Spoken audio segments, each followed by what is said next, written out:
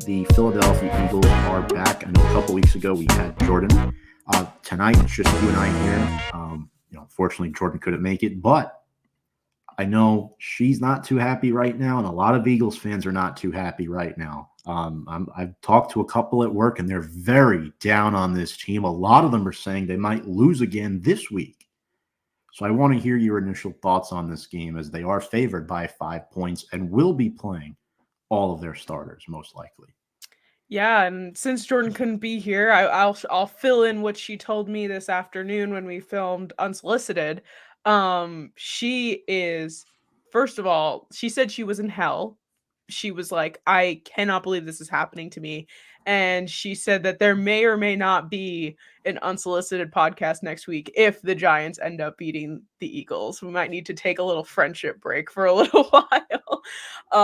But it's, yeah, they, a lot of Eagles fans are really down on this team. I mean, they looked bad. They looked bad. We beat the Cardinals. I'll just put it out there. The Eagles and the Cowboys both lost to the Cardinals, and yet the Giants and the Commanders could beat them. Let's just put that into perspective for a moment. So this team, I felt the same way going into week 16. Like I was not as afraid of this team as I thought I was going to be. I was more nervous about being at the link. But being at MetLife, I'd like to think that hopefully fans will show up. Hopefully fans will kind of create a bit of an atmosphere. Especially after how the Eagles have been playing. But I know from personal experience last year, I went to this Eagles Giants game at MetLife Stadium, and I felt like I wasn't in East Rutherford. I felt like I was in the link. Like there was so many more Eagles fans than there were Giants fans. So I'm hoping that we kind of turn that around a little, bring a little home energy to this. And I know so many Giants fans are going to talk about losing this game, getting the better draft pick, so on and so forth. We have that shot to get the second pick in the draft. But how good would it feel to end the season off beating this Eagles team? Like, I just feel like it would just be a nice nail in the coffin for us. And it would feel really good. And like that, isn't that what we want as fans of a sports team? We want to feel good. We want to see our team win. We want to see our team thrive. So that's what I'm hoping for. That's what I know you're probably hoping for as well, is a win over the Eagles. And I think it's entirely possible. I do too. I did say on last week's show, I do have this on record. I did say that um, the Packers win might not be the last win the Giants see You did? this season. And I will say there has been some locker room drama reported with the Philadelphia Eagles Ooh. surrounding star A.J. Brown. So, according to the Philly Inquirer, the Eagles' locker room is fractured, and star wide receiver A.J. Brown is at the center of it. His frustration is supposedly tearing the team apart. One veteran said, and quote, anytime you have bad body language from a leader like that, other guys see it and it's not good. This is reported by Philly sources. So, Sam, are you buying this with AJ? We know there was some drama in Tennessee that got him shipped out to Philly. Is there something brewing again here? Is it maybe Brian Johnson? All due respect, he's an awful offensive coordinator. He is so bad. Even I could predict every single play that the Eagles are going to run. The only thing that works for them is the damn tush push. That's all that works. I know. I genuinely, with the way, one, not only the way AJ Brown has been playing, the way AJ Brown has had lack of targets, I'd like to say. Um I feel like he's probably frustrated, to give him the benefit of the doubt, but it's very obvious that this team is not cohesive right now. There's a lot of things going on. Who knows? We've seen a very reserved Jalen Hurts. I'm not entirely sure what he's like in the locker room. I don't know if he does a lot of, speaking up. I don't know if he's more of a reserved kind of guy um, in the locker room with his teammates. But like, if things like this are happening, especially this part of the season, your season's done. your season is done. You're not going through the playoffs with a mentality like that. And, after a hard sequence of games of loss, it's not looking good for them. And, I don't want to be the one that says, like, I told you so, but like when the Eagles were winning all these games, I was just like, this can't be like I know I don't know if that was the hate in me as a Giants fan, but I was like, I was waiting for the other shoe to drop. It just didn't seem like this could be a team to repeat a Super Bowl again. It just didn't seem right to me. So, yeah, I wouldn't be surprised. AJ Brown does seem like the type of guy to stir the pot a little bit. And also Devonta Smith is also injured. He was seen in a walking boot, so that's probably bringing morale down as well. Your team's falling apart, and there's only so much you can do about it right now. And odds are the Cowboys are going to win the NFC East. And this is why veterans like Julio Jones need to step up on that offense. Who's Jalen like Hurts. barely been around too. I mean, No one's talking about Julio Jones. I know he scored 2 touchdowns last week, but those were his only 2 catches of the game, and I think those were his first 2 with the Eagles. Yeah. And then Jalen Hurts has looked. I mean, if the Eagles play the Eagles right now with a 5 seed, they'll play the winner of the NFC South. They may lose to the winner of the NFC South at 9-8, 10-7, whatever it might be. And I'll be honest, if they play Tampa Bay, they're definitely losing. Baker Mayfield has looked better than Jalen Hurts has this season. Baker Mayfield's looked like, I'll be honest with you, he's looked like a top 10 quarterback out there this season. That's what he's looked like this season, folks. Take that very loosely when I say that. I'm not saying he's top 10 quarterback in the league. Yeah, forever. Sam wants me to double down on that, but yes. And when you lose to Jonathan Gannon and the Arizona Cardinals, your former defensive coordinator, who a lot of Eagles fans trashed after Gannon got the job, well, guess what? You lost to him, so you can't really say too much right now. And Eagles fans will do what they want, of course, but what a terrible time to go on a slide, Sam. 10-1 to 11-5. That's gross. They 221 rushing yards in this game. They got outgained by the Cardinals, 449 to 275. Where there's smoke, there's fire. AJ Brown is clearly at the center of this right now, and he needs to be better. He needs to get the ball more, yes, but he needs to play better too. He needs to be a team player. He needs to lift guys up, not push them down.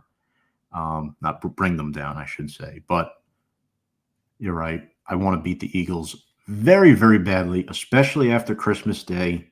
Game-winning pick thrown by Tyrod Taylor.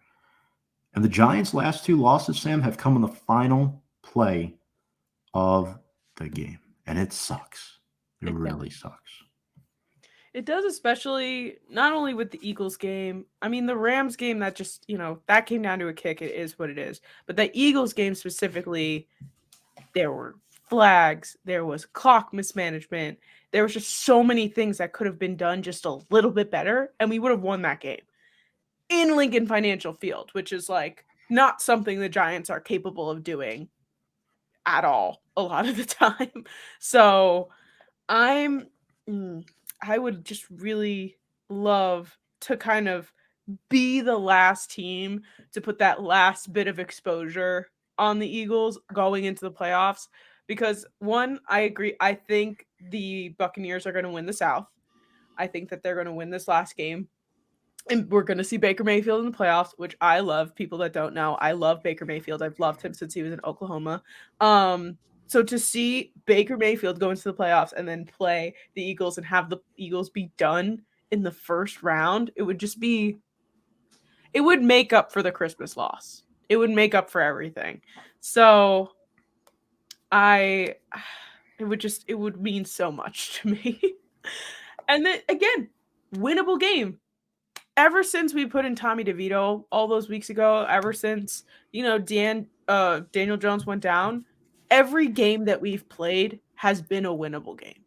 It's just been the matter of what small thing has just obliterated at the end of games for us. So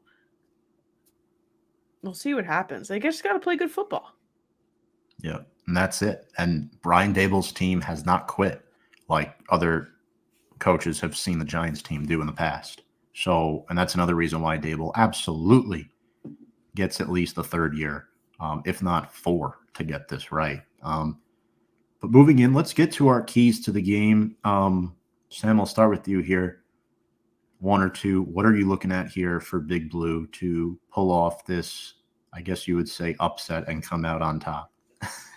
I would definitely say the first thing that we were capable of doing 2 weeks ago that we could definitely do again is stifling the run. Boston Scott has always been a problem for us, and he really wasn't a factor too much in week 16 on Christmas. So, you know, doing that again would definitely be helpful, as well as just being disciplined. And obviously, there's been a lot of problems with the refs over the course of the season that is not entirely always the player's fault, but don't give them a reason to give us flags because that's what's been hindering us sometimes in these games. So be disciplined, stifle the run. As always, offensive line, step up, protect the quarterback, do what you got to do, and get the ball into the end zone. You have so many great targets. And hopefully Darren Waller doesn't lay on the ground in the final 12 seconds of the game and what the hell is going on? Maybe he learned that. Yeah, protecting Tyrod is key so that they can get the ball down the field too. The Giants have surrendered over 80 sacks this year. Awful. Historically, probably the worst offensive line in Giants history. Get the ball to Slayton, Waller, Wandale, as you said. Establishing the run is going to be key in this game, and I think the Giants do it. This could be Saquon Barkley's last game as a New York Giant. And a lot of people are going to tune in and ball out because we don't know what the future holds for Saquon. There's going to be a stare down again for the coming months. I mean, yes, the playing season might be over for the Giants come Sunday night. But Sam, once week 18 is done, yeah, there's no playoffs. But you know what? There might as well be a postseason because all the talk until March will be the Giants and Saquon Barkley. It's going to be Saquon. It's going to be a little bit of McKinney because he's due as well. But it's mainly going to be Saquon. What's going to happen? He's been here for 6 years. I guarantee this. He runs for 100 yards and scores on Sunday. The Giants had 465 total yards of offense on Christmas Day against the Eagles. That was not by mistake. And meanwhile, the Giants benched a quarterback in this game and still scored 465 yards. So I think for me, staying ahead of the chains, staying out of third and long so that Tyrod Taylor can manage this game really, really well and Saquon can do his thing and keep Jalen Hurts on the sideline. Yep. Yeah, I agree. But do you think, Sam, this is Saquon's last game? I can't get a good read on this at all. I know Shane won't budge, but I don't think Mara will budge either. Mara doesn't want to move on from Saquon. We all know that, but Mara's not really a businessman. He's not really a business guy. Like, I don't know what's going to happen here. Business-wise, I think it makes sense for this to be it, but team-wise, loyalty-wise, it's like, how can you move on, especially with the potential of a rookie quarterback coming in next year? You'd want Saquon around for that, no?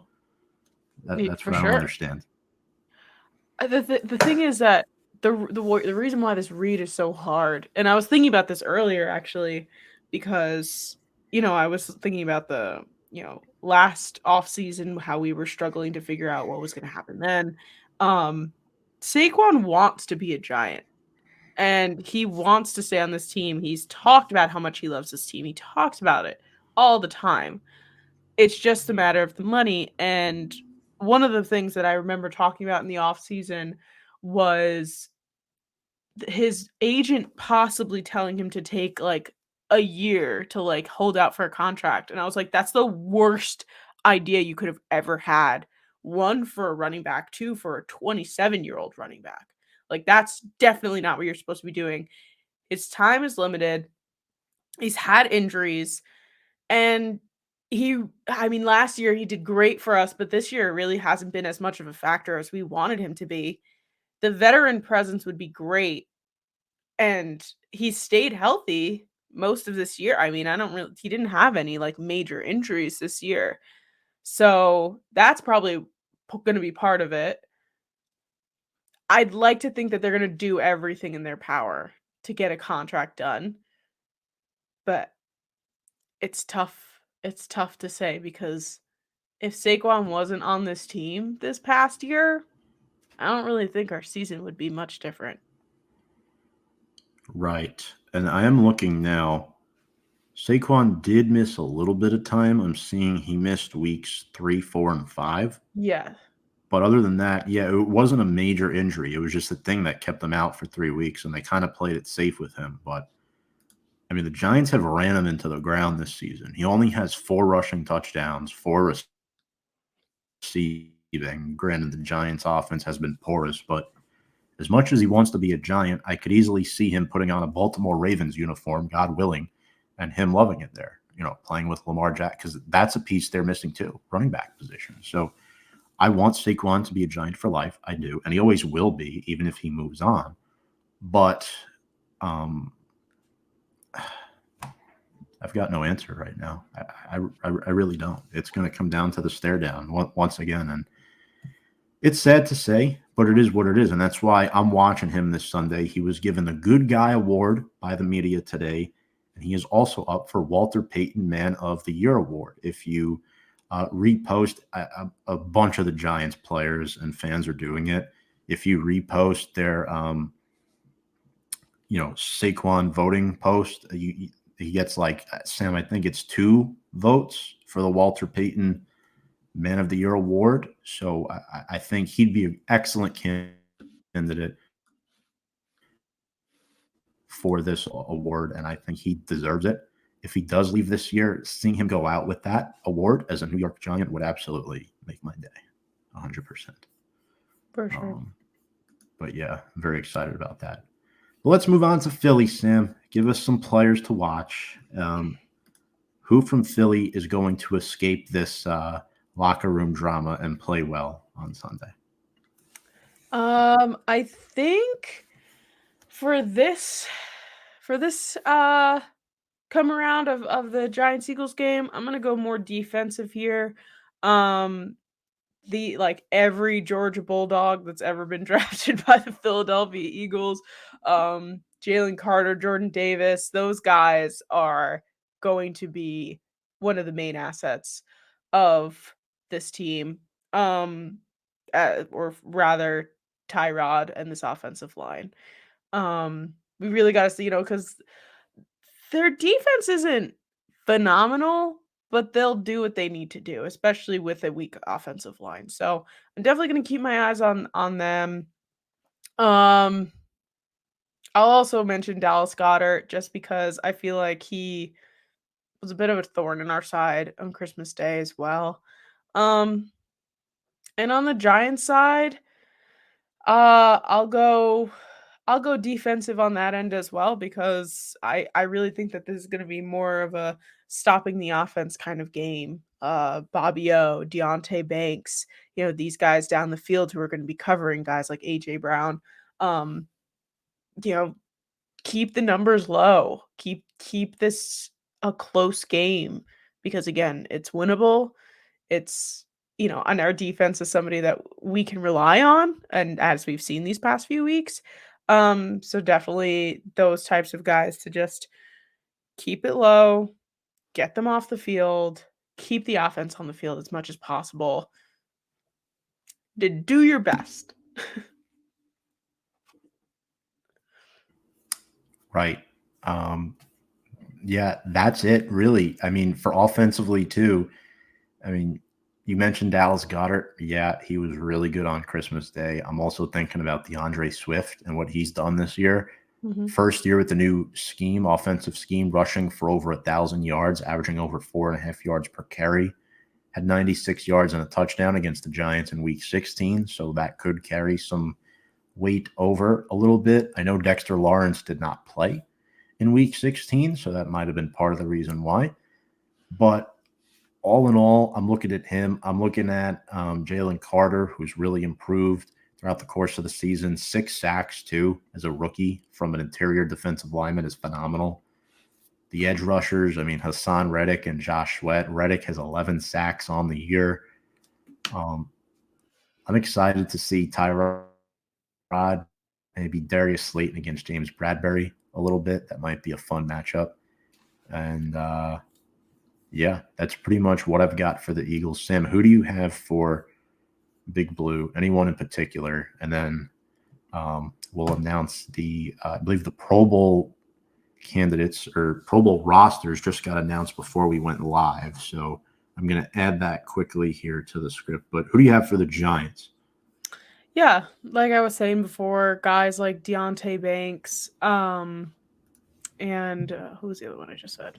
Bobby O. Bobby O. These guys are going to be playmakers. They're going to be guys that are going to get Jalen Hurts on the ground, that are going to slip by Jason Kelce, who could possibly put points on the board, intercept turnovers, which they did a great job with on Christmas Day. And so these are the guys that I'm going to rely heavily on because our offense is struggling. It's going to be a little rough. Tyrod's going to be kind of all over the place. I'm relying on this defense a whole lot. Mike McFadden, all these guys on the defense that are just going to hopefully carry this game till the end. Yeah. Banks did not play last week, so I'm interested to see if he plays. But offensively, I mean, Saquon and Tyrod Taylor, those two, Tyrod making his 5th start of the season, probably his last game as a Giant, unfortunately. And then Sterling Shepard, who we have not talked about this season, really, because he is pretty much just riding the bench. And this might not just be his last game as a Giant, possibly his last game as a pro in the NFL. And you have to consider his career and what he's done here, scoring 8 touchdowns as a rookie, playing in 2 playoff games, going through all that losing. What is he going to do on Sunday? Are they going to give him some targets?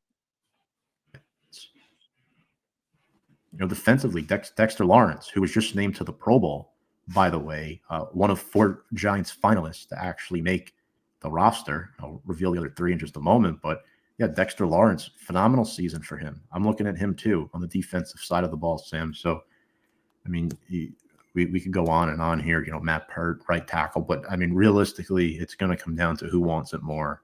It's week 18. Giants should spoil the Eagles' hopes of the NFC East and, make them a wild card team like they deserve to be right now. They don't deserve to be division champs. There's been no repeat division champ in our division for 2 decades. 100%. But quickly here, the semifinalists for the Pro Bowl, as we know, Dexter Lawrence named to his 2nd straight Pro Bowl. Semifinalists were Casey Kreider. He did not make it, but he might be an alternate. At long snapper, Jamie Gillan, punter, was a Pro Bowl alternate as well, and Kayvon Thibodeau, a Pro Bowl alternate. Wow. So excited for those 3. Me too. 11.5 sacks. He was a force all year. Bobby O got snubbed, though. He definitely 100%. Got snubbed. But there's going to be snubs every year. Yeah. He's clearly a Pro Bowler. Clearly. But quickly here on Dexter, 5th-year pro, named the Giants' only 2023 Pro Bowler. He's the first Giant to receive this honor in consecutive seasons since Jason Pierre-Paul, folks, since 2011 to 2012, and the team's first interior lineman to be selected to multiple Pro Bowls since the 1950s, and was the first Giants' first Pro Bowl interior lineman since nose tackle Eric Howard in 1990. So last year, he was the first Giants Pro Bowler at that defensive tackle position in 32 years. My goodness. It's a long time. It's a very, very long time. I'm just going to delete this here. But, Um, Sam, quickly here. We have a few injuries. Obviously, John Michael Schmitz and Jason Pinnock are at risk.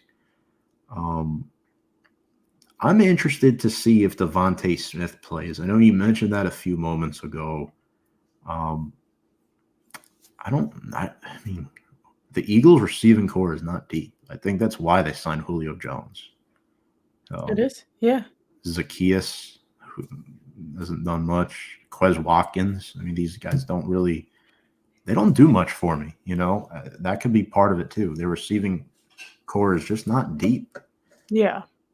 No, I think they put all their eggs in one basket when they got AJ and drafted Devontae Smith. Um, but yeah, I don't know if he's gonna play. From what I understand, he was either on crutches or in a boot or both. Yeah. Which is never a good sign. It's one thing to have a taped up ankle or something like that, but to be full on in a boot is never a good sign. Um, yeah, I'm interested as well, but you're right. They don't really have a lot at receiver. And if Jalen Hurts doesn't have anybody to throw to, which is kind of why I chose Dallas Goedert as one of these players to watch, because he could just be slinging it to his tight end. Like, who knows? Dink and dunk, intermediate routes. Yeah. Um, Lastly, before the game predictions, Hassan Reddick, he's ill, did not practice. And then Jordan Davis as well, two defensive guys in the trenches. So part of the reason why I chose Saquon is those guys not practicing. It limits the Eagles' depth. And we know Saquon is a bell cow that plays through all three downs, essentially. So definitely intrigued about that. All right, folks, it's time to get to our game predictions, our final game predictions of the season. Sam, who are you riding with this week, week 18? I'm gonna end this season off. Last game prediction. I'm gonna go with the Giants. I have to. I can't go for a mediocre Eagles team right now. The Giants team in MetLife Stadium, week 18, they're gonna play spoilers. It's gonna come down to yet another Mason Crosby field goal, which he won't miss, and it'll be 24-21 Giants. Wow. I love that. Redemption from last week. Yeah. See what you did there. For me, now I know I kind of alluded to something last week, but I thought about things today and I started to sway the other way. But you know what? I'm not going back on what I said on last week's show. I'm also picking the Giants. Book it. Giants win by a final score, Mike Wazowski style, 23-19. Nice. Yes. So I have the Giants winning by a weird final score, but I think the Eagles somehow wind up with 19 points for some reason. Don't ask me how. But all right. That is my final score. And I think Saquon will have an awesome game on Sunday with his future uncertain. Yeah. And that's pretty much it, folks. Want to thank everyone tonight for watching. I know we went live much later than normal. Apologies about that. We'll likely be back to normal time for the last show or two. We'll probably have two more shows where we do our top 10 player reveal of 2023. And then next week, we'll recap the Eagles game and then go through some superlatives from the season, kind of a little recap of everything and what happened, a little post-mortem, I should say. But Sam, any final thoughts before we get into Philadelphia and sign off? Just another season in the books. I know we got a couple more shows to go, but it's been a ride. I'm happy that we were able to do it together. I'm happy that we've constantly been in contact with each other during these games, because I don't think I'd be able to do it on my own. But yeah, I'm feel very good about this. At this point in this season, last game of the season, just feel good about it. Feel the confidence going into it. Who cares at this point? The Eagles suck anyway. Go Giants. That's right. Looking for a New York Giants win against the Philadelphia Eagles. Folks, if you like what you watch, make sure to check us out on all of our social media platforms, Instagram, Twitter, and YouTube at Big Blue Avenue. Appreciate everyone. Appreciate everyone who tuned in last week and tonight as well. We should be back to around that 8 p.m. start time next week. We'll post in our socials about that. On behalf of Sam Cardona, I'm Tom Scavetto, wishing you all so long. Happy New Year, everybody. Cheers to 2024. Hope it's much better than 2023 for the Giants. And without further ado, let's go Big Blue.